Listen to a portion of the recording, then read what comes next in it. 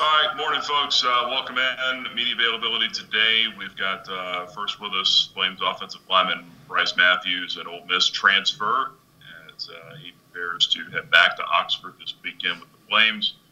Saturday's ball game. Bryce, that's got to be exciting for you. I mean, did you think you'd be playing another game at the Fall?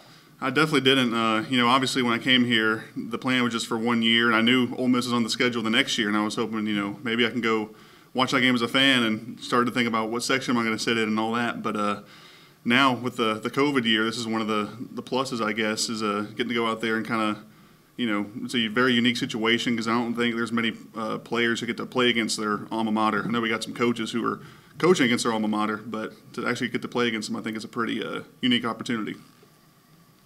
Is there anything you're telling your teammates, fellow offensive linemen, that they should know about playing a game, even at this time of day, at an 11 a.m. game at that venue? The biggest thing is probably just I know the hotel we're staying at is where we used to stay when I was there in Tupelo, and just getting we're not used to that hour-long drive to the stadium. That we don't do that too often, and so just kind of telling them about that, and really just letting them know that, like, yes, obviously it's an SEC team, and there's going to be a lot of hype that comes with that, but just let them know that we are a very talented group, and we're very capable of going down there and competing with the best of them.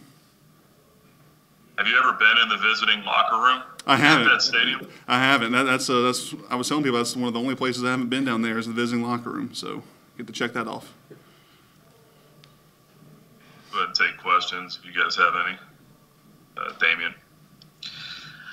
Bryce, when you were preparing for the season, did you expect to get as much playing time as you had? And also, how's your knee feeling after week one got a little banged up? And how are you feeling along with the rest of those offensive linemen who you guys have been battling through some nicks and bruises and making it through here to hopefully get to the open week? Mm-hmm. Well, I knew coming into it that we had mostly all of our same group back, and so I didn't know exactly what my playing time would look like, but I knew that I wanted to finish what I started, and I really, have enjoyed my time here, enjoyed being around this group of guys.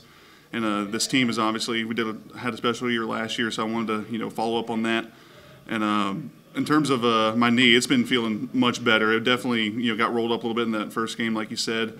And thankfully, I was worried that it would be more of a long-term thing. There was no structural damage. It was just a matter of soreness, and once that went away, it's been feeling a lot better. So I feel like I've been able to kind of get back to feeling normal here these last few weeks.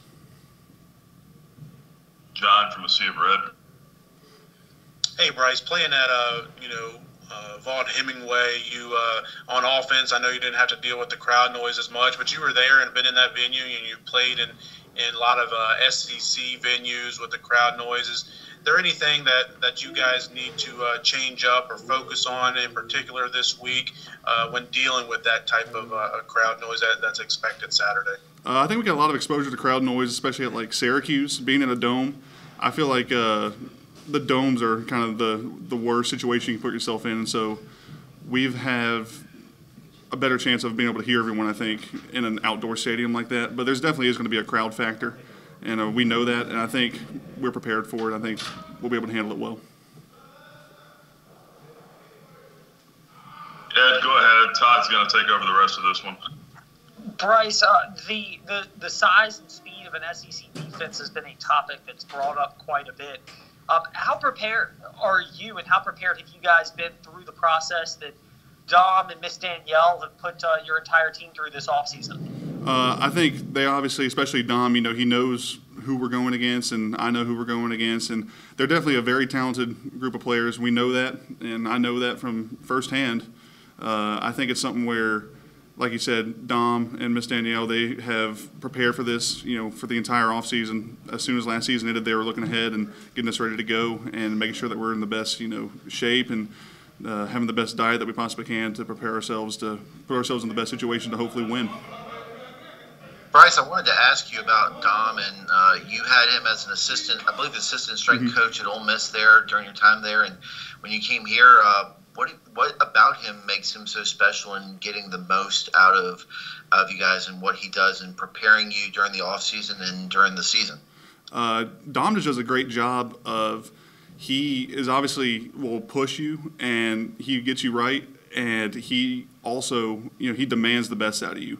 And for me personally, when I was transferring, I had just come off, a back surgery, and I knew at Ole Miss he had helped a lot with the guys who were injured, and so that was a big thing for me too, was knowing that he would help me get to the point where I am now, where my back is, knock on wood, hasn't been an issue this season. And so getting me to that point, there was a point, when coming off that surgery, I'm like, I don't know how I'm going to be able to, play at all again. But he's got me now where 2 years later, I'm still going, hopefully finishing out this year strong.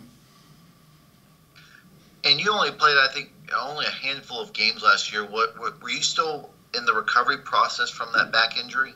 Part of it was that, and part of it was I had COVID and missed a couple games for that. And so that was definitely played a part in coming back too, where knowing that I had a chance to hopefully have a little bit more of an impact, than I did last year. Bryce, what about going up against an SEC defense, something you've done a lot in your career? Is there a bit of an adjustment factor that, from some of the teams you guys normally face? And if so, what is the biggest difference between an SEC defense and some of the other FBS teams you face? I think a lot of it is, we're always prepared every week. Our coaches do a great job of getting us ready to go. And this week is the same in that respect. It's just going to be a matter of, it's heightened, I would say, because, the margin of error is much smaller when you're going against a team of this caliber. With the SEC defense, especially with the defensive line, you see a lot of guys who are able to do, speed moves and power moves, where sometimes teams will only have guys who are good at one or the other. For a team like this, you got to be able to prepare for both, and you never know what they can bring. They're talented enough to do a lot of different things, so you just got to, work on your fundamentals and be prepared for whatever they show you. Bryce, this is the first time we've talked to you since you arrived at Liberty, and Coach Freeze recruited you at Ole Miss. Did he have to do a hard pitch to you to get you to come to Liberty? I think it was honestly the other way around, where as soon as I entered the transfer portal, I knew the first place I wanted to look was Liberty, because I had seen the success he had in his 1 year here at the time. And obviously knowing, half the coaching staff or whatever it was a real easy connection, where as soon as I was, able to start talking to them, I wanted to reach out to them and see if we get something worked out. And thank the Lord it worked out for me, because I loved my 2 years here and I wouldn't trade them for the world. I saw you completed your MBA back in July. What are you working on this semester? So right now I'm doing a graduate certificate in sports management, and what's great about that is it gives me my 3 classes to help me, with my eligibility stuff, and it lets me branch out my, my degrees, if you can call it a degree, to get a little bit more background. And it's something that's really interesting to me. I've never really taken any sports management classes, so obviously being a guy who's been in sports his whole life, it was nice to get a little different perspective on things.